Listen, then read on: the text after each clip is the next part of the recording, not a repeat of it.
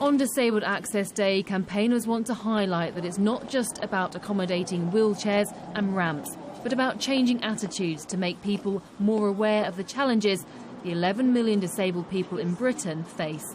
Charlotte Lomas, Sky News.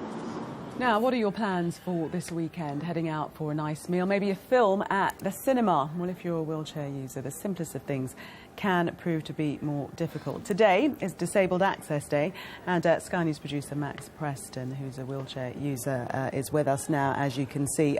What is this day all about, Max? Well, principally, Gillian, this is about making sure that people who are in any way physically disadvantaged, not just wheelchair users, get the chance to get out and try something new. We heard in Charlotte Lomas's report earlier on that 78% of disabled people, their friends, families and carers, have told the Ewan's Guide survey, they're the organisers of the day, that they don't think access provisions at public venues are good enough. Key in there also is that 71% of them say that they always stick to going to the same sorts of places because they know the access works for them there. So this, as I say, really is a day to get out and try something new. And what sort of difficulties have you found? What are the problems that you encounter? Well, it's quite simple, and again it throws back to what we saw in Charlotte's piece earlier on.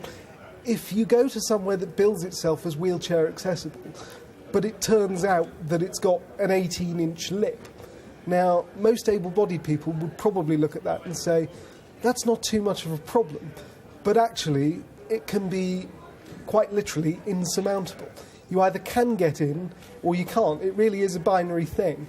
So this day is aimed at making sure that more businesses gear themselves toward making sure that more people can literally get through the door. And how is that done? I mean, do people complain? Is that where it starts from? Is that where you start putting pressure on those businesses? This is where we have to get somewhat into the weeds, because all of this sort of legislation is governed by something called the Equality Act of 2010. And what that calls for is reasonable adjustments to be made. That's a direct quote. And the problem with that, however, a lot of campaigners will tell you, is that a lot of businesses' definitions of what are reasonable are different from what a lot of disabled people would say is subjective, reasonable. Isn't it? Well, absolutely, and indeed the law itself is full of adjectives, so it makes it really hard to actually alight upon an agreed-upon set of standards, as it were, because indeed it's also subjective for any judges that would end up litigating it if it went as far as the county courts. And quite honestly, if you speak to disabled people, they will tell you they can't face the idea of going through all of the bureaucratic rigmarole. They'd much rather just go and have a nice pint somewhere else, really. What does the Disabilities Minister have to say about this? Well, he's provided us with a statement that I'll just read to you in brief. He says, disabled people should have the same opportunities to go with their friends to their local pub, restaurant and cinema. But too often people tell me that this isn't the case.